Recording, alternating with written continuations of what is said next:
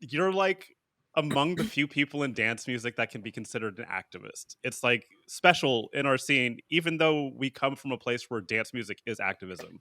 Mm-hmm. But what place do you think activism has in dance music today?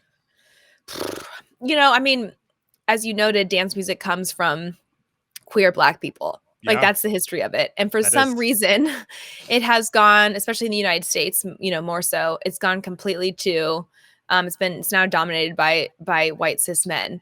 And Yeah, it's kind of wild how that has happened. I mean, I think that anything that is cool and awesome usually gets appropriated by the mainstream, yeah, which is, to draw inspiration from and to learn from, like, awesome. But if we're not calling out where it comes from and paying respect and homage to and pointing that out, I think that's where the problem is. And it's just straight up stealing.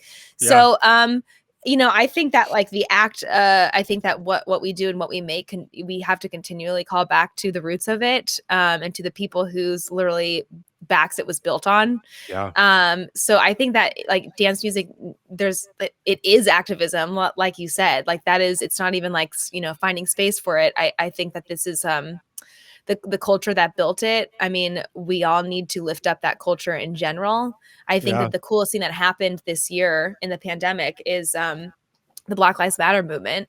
And finally, what to me, what's really striking about this movement is that for the first time, this, like, makes me want to cry. For the first time, the onus is on white people. It's like, it's yeah, not on Black people to explain why this is fucked up or to explain where they're coming from. Like, no, it's fucking on. Like, my mom and dad, who are 65-year-old white people in Eugene, Oregon, calling me, like, they are getting their butts. They're getting all the books they need. They're getting the butts in the couches. They're watching every documentary. They're bringing their friends, their other white friends together. They're having conversations about, like, the hard conversations they need to have internally without wasting the energy and the time of Black folks. Like, it's just so cool to see that finally happening. And, like, that is going to echo out into, like, the onus is on the booking agents and the managers and the promoters to actually do the research themselves and to actually yeah, realize we are the gatekeepers. We need to be we are the ones in power. We need to be using our power for good, not just, like, waiting for this bootstrap bullshit. I can't even, the bootstrapping thing.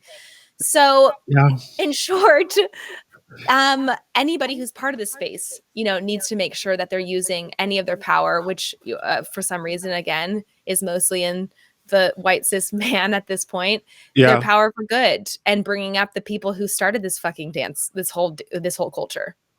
Yeah. You're gonna make me cry because that was just so beautifully said.